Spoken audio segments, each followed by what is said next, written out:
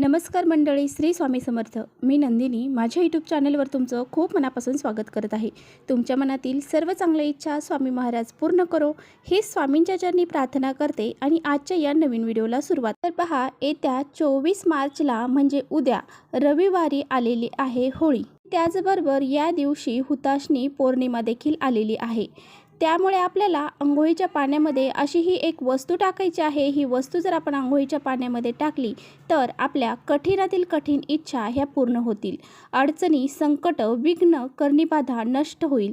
त्याचबरोबर शत्रुबाधा असेल, नजर दोष असेल, हे सुद्धा दूर होऊन जातील आणि आपली कठीणातील कठीण इच्छा ही अगदी लवकरात लवकर पूर्ण होईल. 7 पिढ्यांचं दारिद्र्य नष्ट होईल. असा हा अत्यंत प्रभावशाली उपाय आजच्या व्हिडिओमध्ये मी तुमच्याशी शेअर करणार आहे. त्यामुळे व्हिडिओ कुठे स्किप न करता शेवटपर्यंत नक्की बघा, जेणेकरून तुमच्यापर्यंत योग्य ती माहिती पोहोचेल. आपल्या चॅनलवर जर नवीन असाल तर चॅनलला लगेच सबस्क्राईब करा. असेच माहितीपूर्ण व्हिडिओ पाहण्यासाठी बेल आयकॉनलाही प्रेस करा, म्हणजे मी जेव्हा नवीन व्हिडिओ अपलोड करेन त्याचं नोटिफिकेशन सर्वात अगोदर तुम्हाला भेटेल आणि तुम्ही एकही व्हिडिओ मिस करणार नाही. तर पहा, आपल्या हिंदू धर्मामध्ये प्रत्येक तिथीला विशेष महत्त्व आहे. तर पहा, उद्या हुताशनी पौर्णिमा देखील आहे आणि या दिवशी होळी देखील आलेली आहे. तर विशेष करून या दिवशी स्नान करण्याला आणि दान करण्याला अतिशय महत्त्व आहे. आपल्याला सर्वांना माहीत आहे, अशा विशिष्ट तिथींना पौर्णिमा, अमावस्या, एकादशी या तिथींना पवित्र गंगेमध्ये स्नान करण्याला अतिशय महत्त्व असतं. त्यामुळे आपल्याला या दिवशी पवित्र गंगेमध्ये जाऊन स्नान करायचे आहे. जर आपल्याला पवित्र गंगेमध्ये जाऊन स्नान करणं शक्य नाही तर आपल्याला काही वस्तू अंघोळीच्या पाण्यामध्ये टाकून त्याने अंघोळ करायची आहे.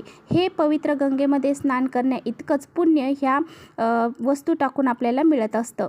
त्यामुळे आपल्याला असा हा एक उपाय आवर्जून उद्या करायचा आहे. आणि पहा, आपण जेव्हा हे पवित्र गंगेमध्ये जाऊन स्नान करतो तेव्हा आपले वाईट कर्म, जे काही आपल्याकडून कळत नकळत पापे झालेली आहेत तर ती नष्ट होऊन जातात. आणि त्याचबरोबर आपल्याला आपल्या भगवान श्री हरी विष्णू, माता लक्ष्मी, त्याचबरोबर जे पितृ असतात तर त्यांचे आशीर्वाद देखील लाभले जातात. आणि याच दिवशी पहा, आपल्याला दान करण्याला सुद्धा खूप महत्त्व आहे. तर पहा, आपल्या सर्वांना माहीत आहे की उद्या होळी आहे आणि होळीच्या दिवशी पिंपळाच्या झाडामध्ये भगवान श्री हरी विष्णूंचा वास असतो. पौर्णिमा पण आहे आणि पौर्णिमेच्या दिवशी सुद्धा भगवान श्री हरी विष्णू, माता लक्ष्मी ह्या जे पिंपळाचं झाड आहे तर त्यामध्ये विराजमान असतात. तर याचमुळे पहा, एक पिंपळाचं पान आपल्याला घरी घेऊन यायचं आहे आणि आपल्या अंघोळीच्या पाण्यामध्ये या दिवशी टाकायचं आहे. त्याचबरोबर गंगाजल जे आहे तर ते गंगाजल देखील आपल्याला अंघोळीच्या पाण्यामध्ये टाकायचं आहे. आणि त्याचबरोबर आपल्याला चिमूटभर मीठ, जे खडे मीठ असतं पहा, ते चिमूटभर खडे मीठ देखील घालायचं आहे. आणि ही खडे मीठ जर आपण अंघोळीच्या पाण्यामध्ये टाकली तर जी काही आपल्यामध्ये नकारात्मकता आहे तर ती नष्ट होऊन जाते. जी वाईट शक्ती आहे ती दूर होऊन जाते. त्याचबरोबर आपल्याला या अंघोळीच्या पाण्यामध्ये आपला गुरुग्रह मजबूत करण्यासाठी हळद देखील टाकायची आहे. त्याचबरोबर या दिवशी आपल्याला आपल्या अंघोळीच्या पाण्यामध्ये चिमूटभर काळे तीळ देखील टाकायचे आहे. काळे तीळ हे घरातली नकारात्मकता, आपल्यातली नकारात्मकता दूर करण्यासाठी खूप महत्त्वाचे मानले जातात. त्यामुळे आपल्याला काळे तीळ देखील अंघोळीच्या पाण्यामध्ये टाकायचे आहेत. यामुळे आपला जो कठीणातील कठीण पितृदोष आहे तो सुद्धा नष्ट होऊन जातो. या सर्व गोष्टी टाकून आपल्याला अंघोळ करायची आहे. अंघोळ करताना बरेच जण चुकीच्या पद्धतीने अंघोळ करतात. तर आपल्याला अंघोळ ही डायरेक्ट गुडघ्यावर पाणी टाकायचं नाही किंवा डायरेक्ट डोक्यावर पाणी टाकायचं नाही. तर पहिला मग भरून घ्यायचा आहे तो उजव्या खांद्यावरती टाकायचा आहे. दुसरा मग भरून घ्यायचा आहे तो डाव्या खांद्यावरती टाकायचा आहे. आणि तिसरा मग भरून घ्यायचा आहे तो डोक्यावरती टाकायचा आहे. अशा पद्धतीने आपल्याला स्नान हे करायचं आहे. आणि स्नान करताना ओम नमो भगवते वासुदेवाय नमः या मंत्राचा जप देखील करायचा. बघा, आपण अंघोळीच्या पाण्यामध्ये गंगाजल का टाकतो तर गंगाजल हे आपल्याला पवित्र गंगेमध्ये स्नान केल्याचं पुण्य प्राप्त करून देते. त्यामुळे आपल्याला ते गंगाजल अंघोळीच्या पाण्यामध्ये टाकायचे असते. त्याचबरोबर जी हळद आहे तर ती आपल्या कुंडलीतील जो गुरुग्रह आहे तो मजबूत करण्यासाठी हळद आपल्याला अंघोळीच्या पाण्यामध्ये टाकायची असते.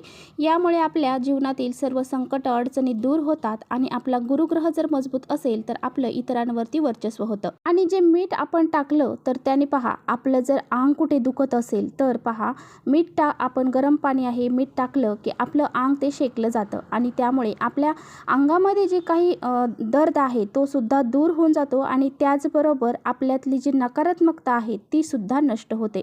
आपल्याला पहा, आळस येतो, खूप साऱ्या गोष्टी कराव्याशा वाटत नाही, ह्या सर्व दूर होऊन जातात. तर पहा, आपल्या ज्या काही कष्ट आहे, अडचणी आहेत, दूर करण्यासाठी आपल्याला हा एक उपाय आवर्जून अंघोळीच्या पाण्यामध्ये करायचा आहे. उद्या आपल्याला हा उपाय करायचा आहे. तर पहा, कधी-कधी काय होतं, आपल्याला खूप साऱ्या इच्छा असतात, परंतु त्या पूर्ण होत नाही. खूप प्रयत्न केले, कष्ट केले, मेहनत केले, तरीसुद्धा आपली इच्छा ही पूर्ण होत नाही. तर अशा वेळेस आपल्यामध्ये काहीतरी नकारात्मकता असते किंवा कोणाची तरी नजर दोष आपल्याला हा लागलेला असतो. त्यामुळे आपल्याला ह्या ज्या आपल्या इच्छा आहेत तर त्या पूर्ण होण्यास ज्या काही अडचणी निर्माण होतात तर त्या निर्माण होत असतात. त्यामुळे पहा, तुम्हाला नक्कीच आपली ही जी कठीणातील कठीण इच्छा आहे ती पूर्ण करण्यासाठी आपल्याला अंघोळीच्या पाण्यामध्ये ह्या सर्व वस्तू टाकून अंघोळ ही करायची आहे. बघा, आपण अंघोळ झाली आहे आणि अंघोळ झाल्यानंतर आपल्या देवघरातील देवांची आपल्याला पूजा करून घ्यायची आहे आणि त्यानंतर आपल्या स्वयंपाकघरातून एक तांब्याचा कलश भरून घ्यायचा आहे. यामध्ये थोडंसं कच्चं दूध आपल्याला टाकायचं आहे, काळे तीळ आपल्याला टाकायचे आहेत आणि थोडीशी चिमूटभर हळद आपल्याला त्यामध्ये टाकायची आहे. आणि त्याचबरोबर आपल्याला एक तुपाचा दिवा घेऊन जायचा आहे पिंपळ वृक्षापाशी. ते तांब्याचा कलश आणि एक दिवा आपल्याला पिंपळ वृक्षापाशी घेऊन जायचा आहे आणि तिथे गेल्यानंतर पिंपळाच्या झाडाखाली अगोदर हा दिवा आपल्याला प्रज्वलित करायचा आहे. दिवा प्रज्वलित करण्या अगोदर त्याच्या खाली काहीतरी आसन द्यायचं आहे आणि नंतरच हा दिवा प्रज्वलित करायचा आहे. पहा, पौर्णिमेच्या दिवशी माता लक्ष्मी ह्या पिंपळाच्या झाडामध्ये वास करत असते. त्यामुळे आपल्याला या पिंपळाच्या झाडाला हे पाणी जे घेऊन गेलेलो आहोत तर ते गोलाकार पद्धतीने आपल्याला अर्पण करायचं आहे. आणि त्या पिंपळाच्या झाडाचं जे पान आहे तर ते पानामध्ये माता लक्ष्मीचा वास असतो.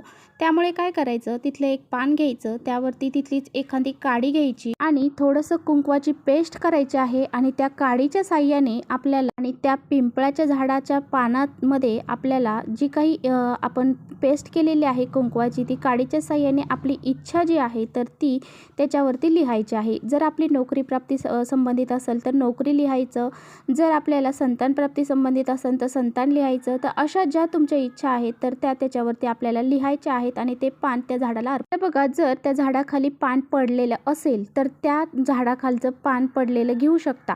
जर नसेल तर त्या झाडाचं पान जे आहे तर त्या पानावरतीच अशीच आपल्याला इच्छा लिहून टाकायची आहे. म्हणजे ते पान न तोडता त्यावरती सुद्धा तुम्ही ती इच्छा लिहून ठेवू शकता. अशा प्रकारे आपल्याला हा उपाय करायचा आहे. तुमच्या जीवनातील जी काही इच्छा आहे तर ती पूर्ण होण्यासाठी, संकट अडचणी असतील ते दूर होण्यासाठी आपल्याला अशा प्रकारचा हा उपाय करायचा आहे. हा उपाय केल्याने पहा, तुमच्या जीवनामध्ये जे संकट अडचणी आहेत ते दूर होऊन जातील आणि तुमची कठीणातील कठीण इच्छा देखील पूर्ण होईल. तर चला, इथेच करते व्हिडिओचा एंड. व्हिडिओ आवडला असेल तर नक्की लाईक करा. चॅनलवर नवीन असाल तर चॅनलला सबस्क्राईब करा. परत भेटूया अशाच छानशा व्हिडिओसोबत. तोपर्यंत श्री स्वामी समर्थ.